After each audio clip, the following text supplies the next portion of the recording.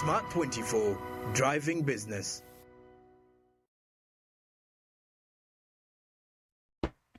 Good morning, our dear viewers of Smart 24 TV. Welcome to our Financial Markets Show, your day-to-day program that gives you daily insights on the performance of various financial markets and various stocks worldwide. It's me, Nampija Gloria, together with Victor Chiberu. And today we are going straight up into the introducing data from the Uganda Securities Exchange and analyzing its performance on its last trading day. Well, it is always an exciting day to go deeper into Ugandan stocks and their market at large. A lot is going on this market, and exactly. We've been seeing a lot more activity on the market, especially ever since Airtel got listed on the market. But starting with the overall numbers, we are looking at a total of 5,677,450 shares, and that is what was traded as of yesterday on the stock exchange. But this was leaving us with a market value that was reaching about 99,737,200, and it is worth noting that it is quite a substantial figure, and it is indeed indicating a vibrant trading session. Definitely, Victor. And what's striking is actually the remarkable 786% improvement in turnover compared with the previous trading day, and it seems like investors were actually active today. Now, looking at market capitalization on the Uganda Securities Exchange stands right now at 16 trillion Ugandan shillings. Impressive figures indeed. And now looking at the individual equities, we are seeing 6 listed companies participating in the previous trading session, and Bank of Baroda is leading the gainers as of now with an impressive 7.14%, and that was an increase within their share price, hence them closing at 15 Ugandan shillings per share. But they were closely followed by MTN Uganda, Jubilee Holdings and East African Breweries also showing positive movement, albeit the marginal. And that's true, Victor, but it's also noteworthy that Womeme was the loner on the loser side, experiencing a slight decrease of 0.06% in its share value.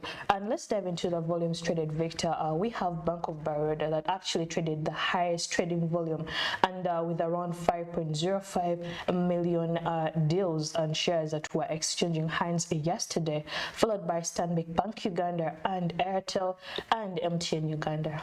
Now, it is interesting to see that the banking sector is dominating the volumes traded, and shifting our focus to Airtel Uganda particularly. We want to give you some insights on what exactly is happening in the world of Airtel and how far they have come ever since they were listed. Remember, they got listed a few days back, and they're already starting to show activity on the market, which is showing hope for the investors as we speak, because everyone was wondering how the stock was going to perform, especially with MTN already on the listing. But we're already seeing it being noticed in one of the highest volume of traded shares. And just to give you a brief insight on what is going on there, we are looking at their market capitalization, and it still stands at 436 billion Ugandan shillings, and the outstanding shares are at 4.36 billion. So the gross turnover as we speak is at 3.89 million,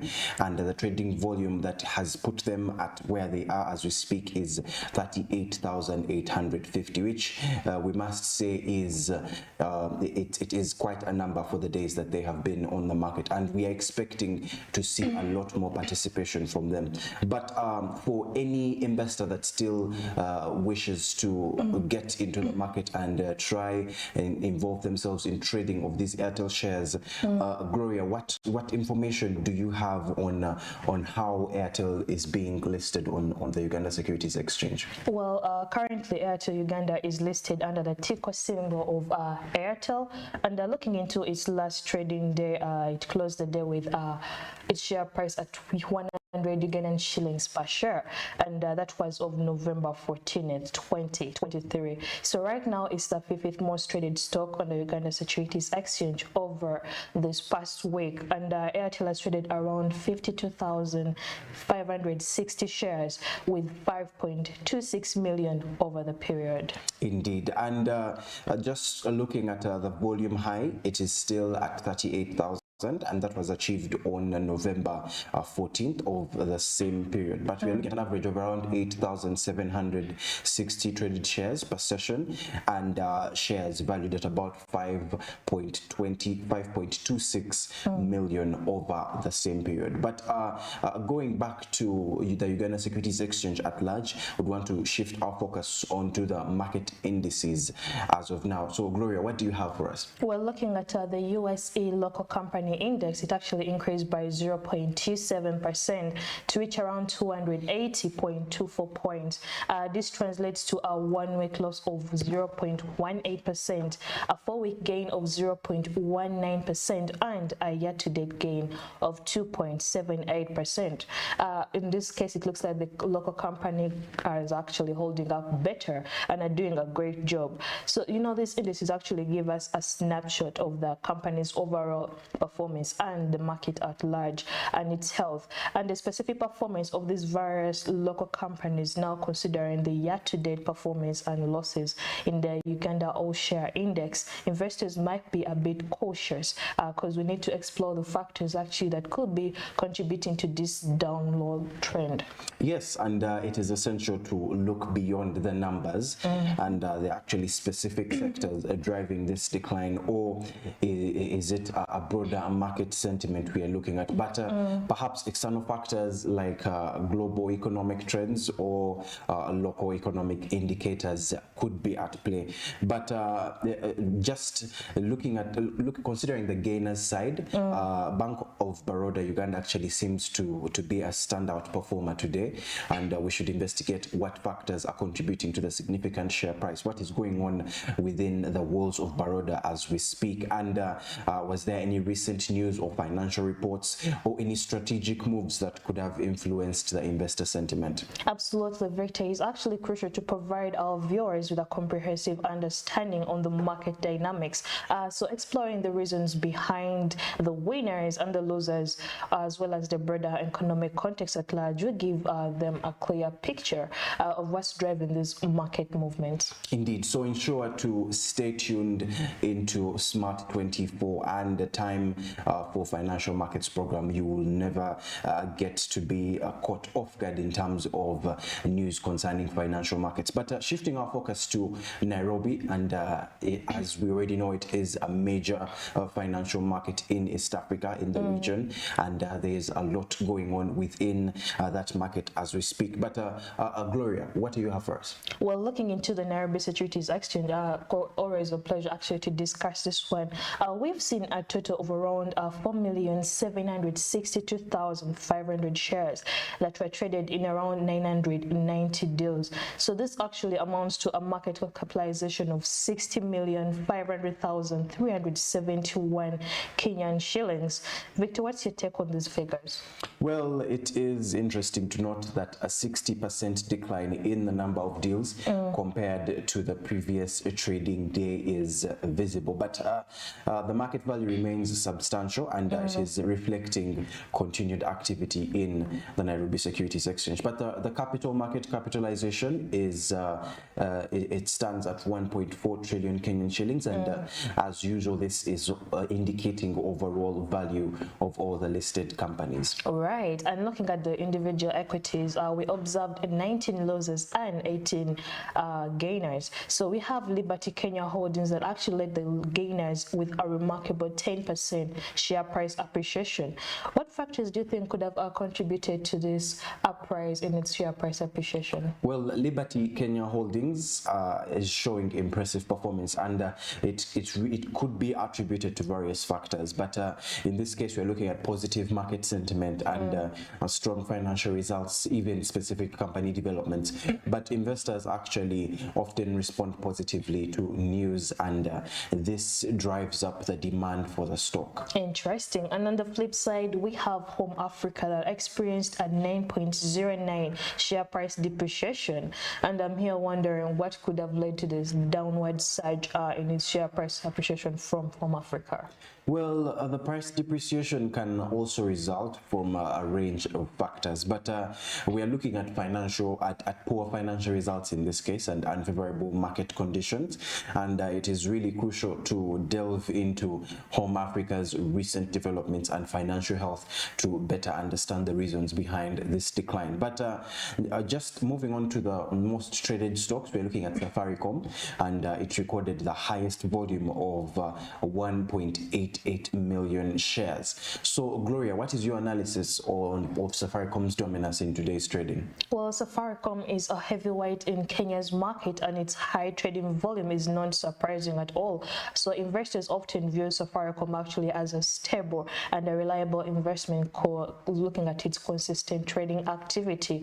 So, the telecom giant's performance is closely watched and can actually influence other market segments on the market at large. So, without further ado, let's set our focus on market indices, and starting with the benchmark, the all share index climbed by 0.45% to close at 89.35. So, Gloria, how significant is the movement considering the recent trends? Well, looking at the Nairobi all share index, which is actually 0.45% increase, is actually noteworthy, representing a one-week gain of 3.85%. This actually indicates a positive shift in the market sentiment over a short time. However, the 4-week loss of 4.31% and the year-to-date loss of 29.91% reflects the challenges the market faces at large with these medium and long-term causes. So it's actually crucial to monitor these trends for a comprehensive understanding of the market's health.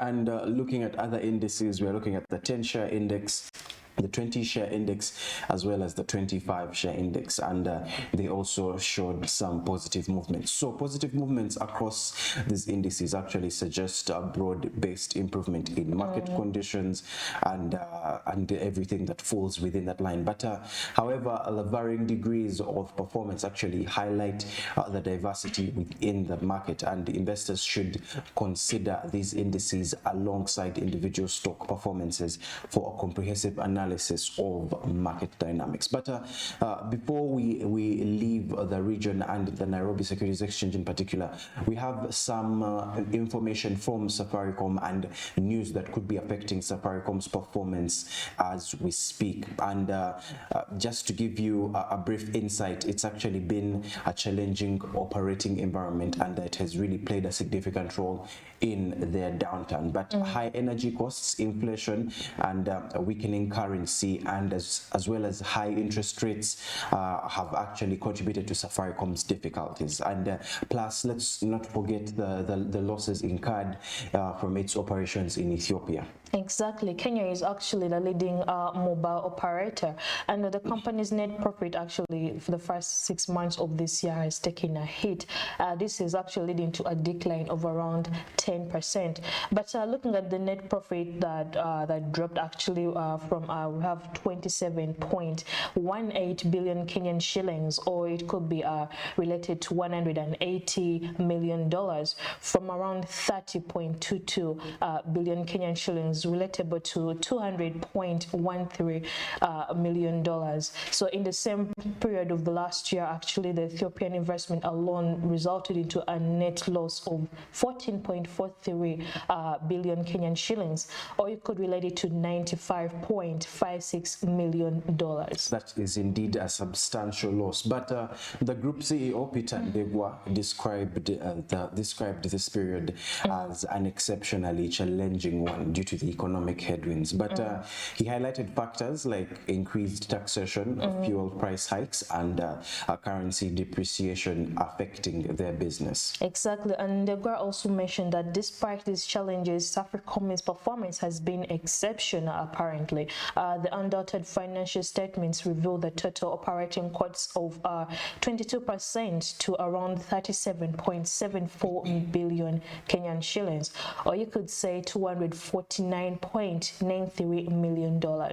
And on the revenue side, there's a bit of a silver lining. The group's total revenue actually grew up by 7.29% to 164.69 billion Kenyan shillings, also counted as $1.09 billion.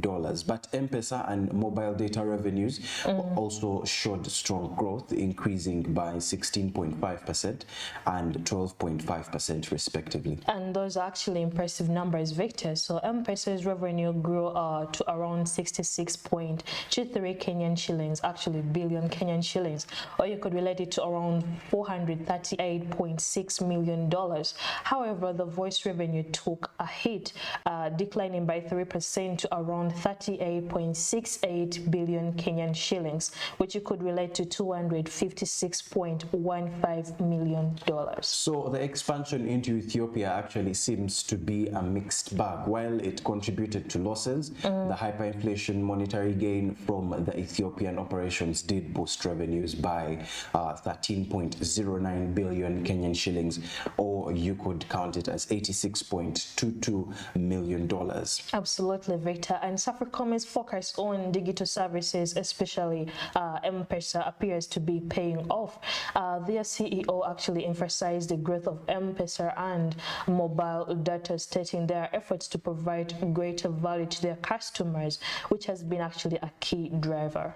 So despite the economic challenges, Safaricom is navigating through them and maintaining its position as a key player in Nairobi's financial market. But it will be interesting to see how they address the setbacks and continue their growth strategy, especially in Ethiopia. Exactly, Victor. Now, for shifting our focus to the rest of Africa, we are looking into JSE, or the Johannesburg Securities Exchange, that is in South Africa, and we are looking into its latest trading activity, which was quite an eventful day coming from South Africa.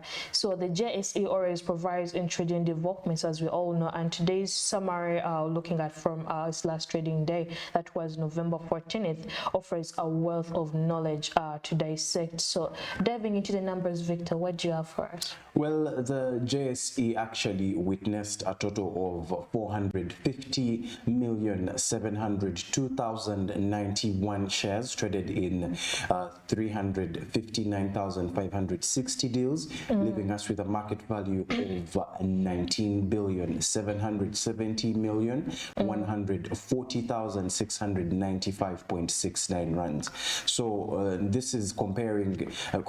This is in comparison with the previous trading day, and it's leaving us with a significant 108% improvement in volume and a commendable 28% improvement in turnover, as well as an impressive 32% improvement in deals. So what are your initial thoughts on these figures, Gloria? Well, it's indeed a robust day on the JSE, Victor. So these substantial movements in volume, turnover, and the number of deals traded suggest a heightened market activity on the JSE and investor participation. So this could have been a deactive or increased confidence and interest from the various stocks traded on the JSE. Indeed, but before we dive into the specifics, let's touch the current market capitalization. The Johannesburg Securities Exchange market cap is now at 16.9 trillion rands, and it is indeed a substantial figure, isn't it? It is, and before we dive into the specifics, Victor, the market capitalization actually in this magnitude signifies the overall value of the listed companies on the JSE. So it's actually a key metric that reflects the relevant and various significance of these companies and their performances on the JSE. Indeed. Now, turning our attention to the individual equities, the 357 Johannesburg Securities Exchange listed companies participated in trading, resulting in 243 gainers and 78 losers. So Trustco Group Holdings led the gainers with a remarkable 20% share price appreciation, closing at 0.66 rands per share. And looking at all this, what might have contributed to such a significant surge? Well, Victor, looking into Trustco Holding Group's impressive gains, it could have been attributed to various factors such as positive company news, strong financial results, or even broader economic trends. So investors seem to have responded positively when it comes to Trustco Group. Well, it's always fascinating actually to see such substantial movements, but are there any gainers worth mentioning? Well, certainly, Victor, we have stable exploration and mining that recorded an 18.18% gain, followed by Ellis Holdings with 16.67% increase in their share price appreciation. And we also have Transpaco with around 15.32% uptick. Now, on the flip side, we have Delta Property Fund that came up as the biggest loser, and it is experiencing a significant end-of-day price depreciation of 29.41%. So it closed at a 0.24 rands per share. And looking at all the information coming from the company, what might have contributed to this sharp decline? Well, looking at Delta Property Fund's decline actually raises questions about potential challenges within the company or what the company might be facing. So investors should actually dive into these various specifics of the company's situation and try to understand what exactly is going on and what could be leading to these price surges and movements. Absolutely. And among the losers, we have Orion Minerals that faced a substantial loss of 22.73% and followed closely by Primary Health Properties with 15.77% decrease, and Home Choice International with a 9.05% dip. Exactly, and Orion Mirror's high trading volume actually indicates significant investor interest, and it's always interesting to see such activity on the market. Redefine Properties and Growth Point Properties also attracted substantial attention from these investors, suggesting a volatility and interest in those particular stocks. Well, looking at shifting our attention to the performance of the market indices, the benchmark, the all-share index soared by 1,810.33 points, and this was leaving us at 2.53% to close at 73,443.50. So this is actually reflecting a one-week gain of 2.61%, 4-week gain of 0.84%, and an overall year-to-date gain of 0.54%. So, Gloria, what is your analysis on these figures? Well, the significant rise in the JSE all-share index is actually noteworthy, especially considering its recent gains. It indicates positive momentum on the overall market and potentially influenced by various range of economic and corporate factors. Indeed. So it is crucial for investors to really keep an open eye for all of this. And today's trading activity on the JSE actually showcased positive movements across various indicators. So investors should stay vigilant and monitor market trends, as well as conducting thorough research into individual stocks, so that you make sure you make informed decisions, because the dynamic nature of the market provides both opportunities and risks. Indeed, Victor. Now shifting our focus to West Africa, we are looking at the Nigeria Stock Exchange and exploring its various categories of listing and extensive list of equities that could be bustling this market. So it's quite a lot to unpack, isn't it, Victor? Indeed. Exactly. So the Nigeria Stock Exchange actually a vibrant hub of activity, and understanding these actually interested provides valuable insights for investors and market enthusiasts alike. So one of the most defining features of the Nigeria Stock Exchange is this three listing structure, where we have the premium board, the main board, and the alternative securities market. So each segment actually caters to companies with these characters and requirements. So let's start by breaking down these three listing categories. The premium board is home to the elite companies meeting stringent criteria in corporate governance, capitalization, and liquidity. So the main board actually accommodates larger companies and and it's admitted based on profitability or market capitalization. But lastly, the alternative securities market caters to smaller, high-growth emerging businesses, and this tiered structure actually aims to provide investors with a diverse range of opportunities. Indeed, Victor, and this tiered approach actually ensures investors can navigate the market trends based on their risk management and investment preferences. Now, turning our attention to our trading day, and it's evident that the substantial volume of shares were actually exchanged yesterday. Indeed, and we're looking at a total of 327,426,214 shares, and they were exchanged in a total of 6,533 deals. But this is actually corresponding to a market value of 3,368,813,682.85 Nigerian naira. But we are observing a 31% decline in volume, a 57% decline in turnover, and a 14% decline in deals compared to their previous trading day. Indeed, Victor, and the decrease in volume and turnover might suggest a relative slowdown in the market activity. It's actually essential to dive deeper into these various factors influencing these various market surges and trends.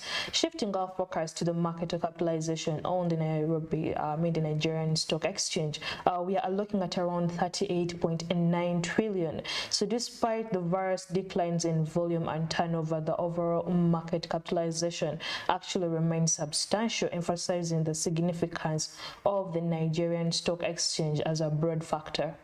Well, market capitalization is a critical metric, Gloria, and looking at all this, it's actually providing investors with a sense of the market's overall size and the aggregate value of listed companies. So a robust market capitalization actually reflects a really healthy and significant market. Exactly, and moving on to the individual equities, we have an extensive list of companies making up the Nigerian Stock Exchange. We have some notable gainers that caught our attention, such as the Northern Nigerian Flour Mills with a 10% share price appreciation. We have Mukua Industries with 9.98% appreciation, and CNI Leasing with 9.97% share price appreciation, and Living Trust Mortgage Bank with 9.96% share price appreciation. So looking at all these various surges and market trends, Victor, what factors do you think could have been contributing to this? So looking at all those numbers, we are seeing positivity, and in this case positive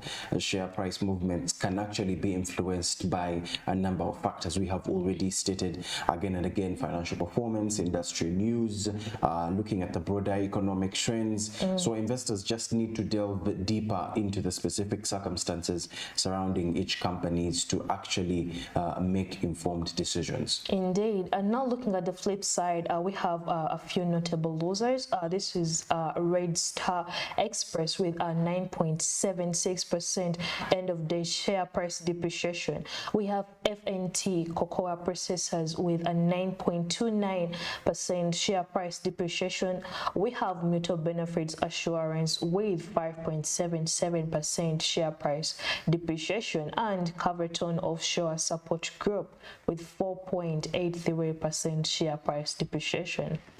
So looking at those numbers, investors actually need to investigate the circumstances leading to such price declines. So it could be company specifics in this case, and specific sector trends. So this information is vital for making well-informed investor decisions. Indeed, and looking into our trading volumes, we have JPL Gold and Ventures that actually recorded the highest traded volume of around 44.7 million traded shares. Even yesterday, that was the same deal, followed by Fidelity Bank with 36.4 million traded shares. We have United Bank of Africa with 26.7 million traded shares, and Nwando with 21.3 million traded shares. So the highest trading volumes in these stocks actually reflect significant investor interest. So how do you think this might actually impact the market dynamics at large? Well, high trading volumes actually suggest increased investor activity and interest in these particular stocks. So it could indicate potential volatility or changing sentiment. But investors should pay attention to such movements and assess whether they align with their investment strategies. Indeed, Victor. And shifting gears, let's explore the performance on the various Nigerian market indices. Looking at the Nigerian All Share Index that climbed up by around 227.91 points with around 0.32% increase to around 70,000. So this represents a 1 week gain of 0.32%, a 4 week gain of 5.22%, and an overall year-to-date gain of 38.22%. So these figures actually indicate a positive momentum in the market. So the positive movements in the All Share Index are actually noteworthy, and they actually suggest overall positive sentiment in market. But investors often track these indices to gauge the broader market trends and adjust their strategies accordingly. So looking at other indices, we're looking at the top 50 index, the top 30 index, and the industrial index also demonstrating positive movement. So the banking sector, represented by the Nigerian banking index, showed a 0.69% increase and reflecting a 1 week gain of 1.59% and an impressive year-to-date gain of 76.36%. So this sector is actually showing strength, and it is pivotal for the overall market health. Indeed, Victor, and the performance of the banking sector is a significant indicator, and a strong banking sector actually often reflects confidence in the broader economy at large. So investors actually should closely watch the indices to access specific sector trends and what's going on exactly. Indeed. Exactly. So that's what we had for you today from our financial market show. We'll be back with more and more updates. It's Minapi Gloria together with Victor Chibaru. Thank you.